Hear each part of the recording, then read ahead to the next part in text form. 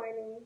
My name is Amanda Newsom, and I am a first semester junior in the Dillard University School of Nursing. Today I'd like to talk to you about suicide prevention. So, the main reason I want to talk to you about suicide prevention is because currently, as a Dillard student, I'm in nursing informatics, and that class basically tries to show you how nursing and technology can be most effective with providing the best patient care. So, when it comes to suicide prevention, there are a few things that I have to cover first. So, the overview of this short, quick video is suicide prevention. What are some of the signs? What are some of the symptoms? What are some ways that you can get some help? And how, if you're not the person feeling suicidal, how can you help others? The objectives are reflective of that, for me to try to enlighten you and, at the very least, tell you something that you didn't know or more of what you already do know. And like I said, the purpose of this video is to inform you guys. It's not that difficult. Suicide prevention can happen at any time. Don't think that, oh, I live in so-and-so area, or I have so-and-so friends, and I'm in so-and-so club, that means there's no one around me that could be thinking about suicide. That perfect phrase, talking about don't judge a book by its cover. You never know what someone is going through. So, moving on, some of my references for this short video come from the American Foundation for Suicide Prevention, the National Suicide Prevention Lifeline, the National Alliance on Mental Illness, and my textbook for College Foundations of Psychiatric Mental Health Nursing. I also just finished my Psych Mental Health Clinical earlier in the semester, so I know pretty much a good deal about this topic. I've dealt with patients at risk for suicide, patients with active suicidal ideations and homicidal ideations, of which I will discuss later in this video. So I'm not just a little baby in nursing school. I'm trying to get my degree and I'm almost out of here. Okay, so depression is the most common condition associated with suicide. Just number one. So if a person seems off, you know how a lot of people be like, well, something in my soul told me that he seemed off. Follow your instincts. Anxiety and substance abuse are also associated with suicide.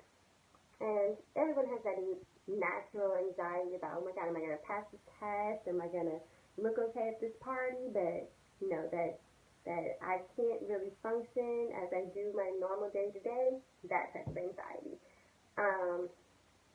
So, of course, the National Suicide Prevention Lifeline is 1-800-273-8255.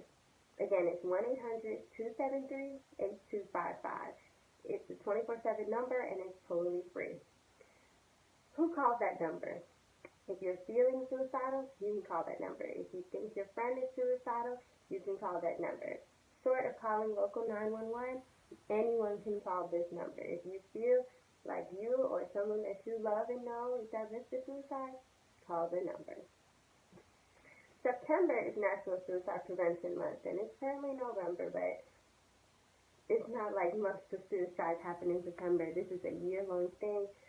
Most people try to keep it together during the holiday seasons, but please don't let that fool you. It can still happen at any time. And suicidal thoughts and suicidal behaviors can affect anyone regardless of age, gender, race, background. It's the third leading cause of death among young people, so just always be aware, always be conscious. So what are some of the things you can be conscious of? Talk. If a person threatens or comments about killing themselves, talking about I wish I wasn't here, the world would be a better place without me, I don't understand why God would still have me here.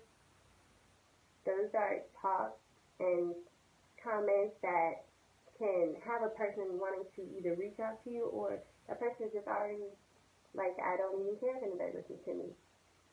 Suicidal talk is not simply just someone seeking attention. Take it seriously, especially if you're in the healthcare profession.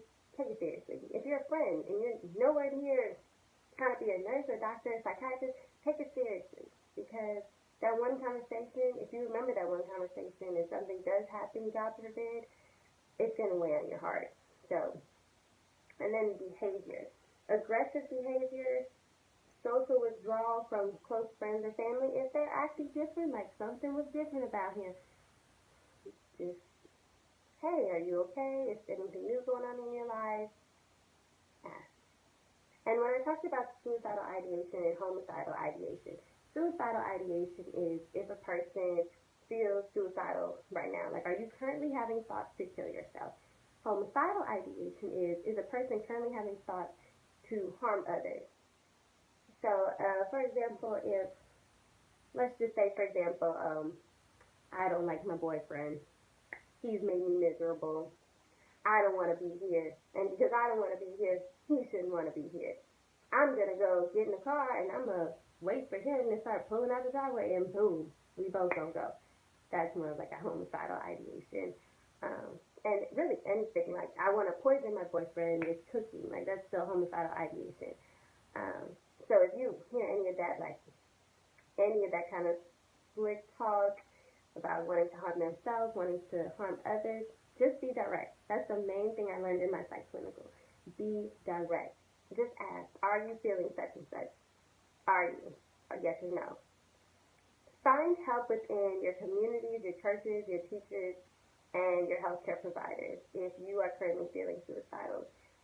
Suicidal thoughts are not something to take lightly, and they're not sinful at all. What we really want to do is to have you still here tomorrow and the day after and the day after. So if you're feeling this way, please don't be worried about being embarrassed or ashamed or guilty, because at the end of the day, it's your health, it's your sanity, it's your safety. Take that always as a priority.